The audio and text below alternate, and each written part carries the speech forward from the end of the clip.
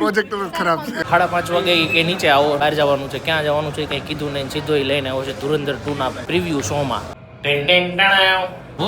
Show ચાલુ થઈ ગયો. કેવલ ક્યાં જઈ જી? ધુરંધર મૂવી, ધુરંધર 2. કેવલ ભાઈ સરપ્રાઈઝ થઈ ગઈ. પ્રોજેક્ટર ખરાબ છે. મને સરપ્રાઈઝ મળી અત્યારે તો. 7 નંબરની સ્ક્રીન માંથી 4 નંબરની સ્ક્રીનમાં જવાનું છે. તો ત્યાં અમે ટિકિટ બુક કરી હતી ડોલ્બી સાઉન્ડની, પણ ત્યાં ડોલ્બી સાઉન્ડ નહોતું ચાલતું, એટલે લોકો ઝઘડતા હતા કે અમને ડોલ્બી સાઉન્ડમાં મૂવી બતાવો.